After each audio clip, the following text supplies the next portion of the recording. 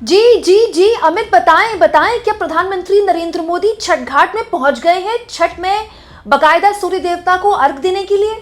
दरअसल आज सुबह का सारे न्यूज़ चैनल्स के एंकर्स का हाल बता रही हूँ। दोस्तों आज तो ऐसा गजब हुआ है ना कि मोदी जी भी सोच रहे होंगे कि ऐसा तो मेरे साथ किसी ने भी नहीं किया। क्या आप जानते हैं मोदी जी के खिलाफ लाइफ में पहली बार काले कौवे वाली प्रेस कॉन्फ्रेंस हुई है। मोदी जी के दफ्तर के अधिकारियों का दौरा वौरा करना भी बेकार हो गया। हमारे मोदी जी ने जो नए कपड़े सिलाए थे वो भी बेकार हो गए। अच्छा खासा फोटोशूट का इंतजाम था, सब बेकार हो गया। क्यों? क्योंकि प्रधानमंत्री नरेंद्र मोदी, उनकी पार्टी और उनकी पार्टी के नेताओं के सारे दावे ऐसे हवा हवाई और खोखले साबित हुए कि मोदी जी को लगा कि फोटो खिंचाने के चक्कर में फजीयत ना हो जाए। दोस्तों रविवार से ये चल रहा है मीडिया में, मेन स्ट्रीम मीडिया में, न्यूज चैनल्स में। इनफैक्ट आज सुबह तक न्यूज चैनल्स की एंकर्स फील्ड में अपने रिपोर्टर से खड़े होकर पूछ रही, बताइए जी बताइए, क्या मोदी जी पहुंच गए जी? और रिपोर्टर वहां से बता रहे हैं जी बस मोदी जी किसी भी वक्त सुबह सुबह पहुंच सकते हैं। लेकिन मोदी जी नहीं आए। मोदी जी ने सारे एंकर्स और सारे संपादकों को ठेंगा दिखा दिया, क्योंकि मोदी जी को खुद ही उनके खुद की कारगुजारियों ने ठेंगा दिखा दिया। दोस्तों मोदी जी बिहार चुनाव से पहले पहली बार छठ मनाते, इसके लिए पूरी व्यवस्था बीजेपी की रेखा गुप्ता सरकार ने की। नया घाट बनवा दिया, यमुना जी का पानी रोक दिया, नया नया फिल्टर्ड पानी लेकर आए, लाखों करोड़ों रुपए फूंक दिए। लेकिन हुआ क्या? आम आदमी पार्टी के नेता सौरभ भारद्वाज ने वीडियो बनाया, वो वीडियो सोशल मीडिया में वायरल हुआ और न्यूज़ चैनल्स के परपंच और सोशल मीडिया के ट्रोल्स के बावजूद भी बीजेपी पूरी तरह से एक्सपोज हो गई। अब सौरभ भारद्वाज ने न केवल इस पूरे मामले में झूठ बोले कौवा काटे वाली प्रेस कॉन्फ्रेंस की है, काले कौवे वाली फोटो को हाथ में लेकर बताया है कि ये देखिए ये झूठे जो हैं सामने आकर अपनी फजीहत करने से बच गए और इनका झूठ पकड़ा गया। बल्कि सौरभ भारद्वाज ने यह भी बताया कि मोदी के आने का इतना बढ़िया प्लान था कि उनके दफ्तर के अधिकारियों ने दौरा कर लिया था कि इस घाट में आएंगे, मोदी जी की फोटो वगैरह खींचे। पीएम ने कहीं भी जाना होता है तो उनका एक प्रोटोकॉल होता है ना, प्रोटोकॉल की पूरी तैयारी हो गई थी। पहले पीएम को कल शाम आना था, वो नहीं आए। फिर आज सुबह की जानकारी मिली, नहीं आए। और एंड टाइम में मोदी ने नहीं आने का ही फैसला लिया। जानते हैं क्यों? क्योंकि हमारे मोदी जी को पूरे दिल्ली एनसीआर में एक ऐसी नदी नहीं मिली जहां वो खड़े होकर छठ के लिए कोई फोटोशूट करा देते। सोचिए हमारे मोदी जी के दिल पर क्या बीत रही होगी। एक इतना इंपॉर्टेंट फोटोशूट छूट गया। बिहार इलेक्शन से एक हफ्ते पहले प्रधानमंत्री छठ पर भगवान सूर्य को अर्घ देंगे उस नकली यमुना में से। वहां पे उन्हीं टीवी कैमरास की एंट्री होगी जो भारतीय जनता पार्टी के कहने से अपने कैमरे को वहीं रखेंगे जहां कहा जाएगा, और इस तरीके से विजुअल बनाए जाएंगे कि कई महीनों तक रील पर यह तय हो जाएगा कि प्रधानमंत्री और भारतीय जनता पार्टी की सरकार ने यमुना साफ कर दी। कल शाम को सूर्यार्घ के समय पूरी तैयारियां हो गई, प्रोटोकॉल तय हो गया, पीएमओ की तरफ से निरीक्षण हो गया, मंत्रियों ने कई बार निरीक्षण कर लिए और प्रधानमंत्री कल शाम को नहीं आए। फिर कयास लगाए गए कि नहीं, शाम का नहीं, 28 तारीख का सुबह का सूर्य अर्घ देंगे प्रधानमंत्री। टेलीविजन चैनल्स पर एंकर तैयार थी, बार बार रिपोर्टर से कह रही थी बस प्रधानमंत्री आने ही वाले हैं, क्या सूचना है तुम्हारे पास, बहुत भव्य माहौल है, बस आने ही वाले हैं, और प्रधानमंत्री नहीं आए। ये एक बहुत बड़ी सीख है भारतीय जनता पार्टी की सरकार के लिए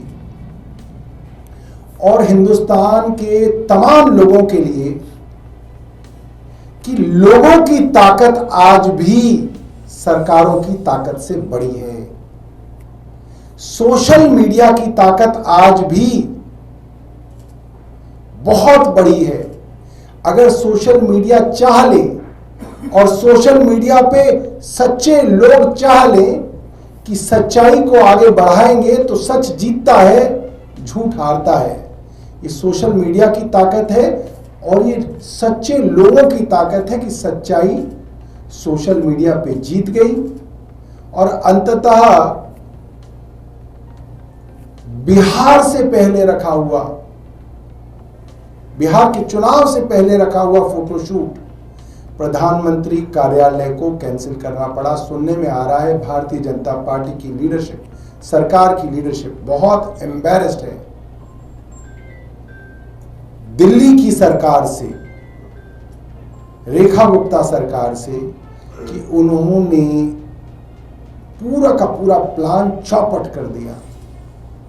उन्होंने जो फजीहत प्रधानमंत्री की कराई है, उससे लोगों को अब तमाम भारतीय जनता पार्टी की सरकार द्वारा दिए हुए आंकड़ों के ऊपर दोबारा से शक और दोबारा से बहस शुरू होती हुई दिख रही है। जीडीपी के आंकड़ों के ऊपर लंबी बहस चली थी कि आंकड़े सही हैं या गलत है, इन जीडीपी को नापने के तरीके सही हैं गलत हैं। अब वो बहस दोबारा शुरू हो गई। बेरोजगारी के आंकड़ों के ऊपर भी बहस दोबारा शुरू हो गई कि ये जो सरकार आंकड़े बताती है उसमें तो सब कुछ ठीक लगता है, हमारे शर्मा जी का लड़का भी बेरोजगार बैठा है, उधर गुप्ता जी का लड़का भी बेरोजगार बैठा है, उधर वर्मा जी की लड़की भी बेरोजगार बैठी है, और सरकार कह रही है कि रोजगार बहुत बढ़ रहा है। तो बेरोजगारी के आंकड़ों पर भी अब बड़ा सवालिया निशान आ गया। जो साहब खूब बम पटाखे चलवाए गए, ग्रीन क्रैकर्स की जगह साधारण क्रैकर्स इलीगल तौर पे पुलिस ने बिकवाए और चलवाए, साफ खुल्लम खुल्ला सुप्रीम कोर्ट के डायरेक्शंस का वायलेशन किया गया। और अगले दिन सरकार किया फर्जीवाड़ा देखिए कि AQI मॉनिटर सारी रात के लिए बंद करा दिए गए।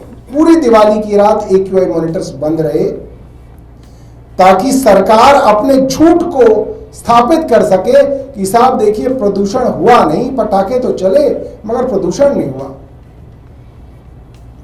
और उसके बाद जब AQI मॉनिटर पब्लिक के दबाव में खोलने पड़े तो हम लोगों ने दिखाया कि 24 घंटे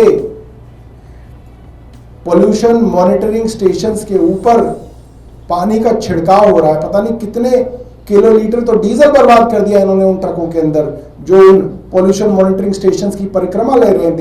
दिन रात परिक्रमा हो रही है उसके ऊपर स्मॉग मशीन लगा रखी है। AQI के आंकड़े तक इनके झूठे हैं। गुजरात के चुनाव से पहले प्रधानमंत्री एक स्कूल में गए, प्रधानमंत्री गए, वो स्कूल झूठा है, वो क्लासरूम नकली है, उसकी खिड़की पेंट से बना रखी है। वो पूरा इस देश ने देखा। अभी कुछ दिनों पहले प्रधानमंत्री एक दर्जी के घर गए हैं, बताया जा रहा उसकी झोपड़ी भी नकली है। झोपड़ी नकली है। नई दरी, नई मशीन, जो महिला स्विंग मशीन पे बैठी है उसके गले में ID कार्ड। क्या नौटंकी है। मैं इस प्रेस वार्ता के माध्यम से तमाम देश के नागरिकों को ये कहना चाहता हूं, इस देश में आज भी सच्चाई चमकती है और झूठ से ऊपर दिखती है। सब लोगों को एक कोशिश करनी चाहिए कि चाहे जैसे भी हो सच्चाई को हमें सोशल मीडिया पे लाना है, और अगर हमारा कोई भी साथी सच्चाई को सोशल मीडिया पे लाए तो हमें उस सच्चाई को आगे बढ़ाना है।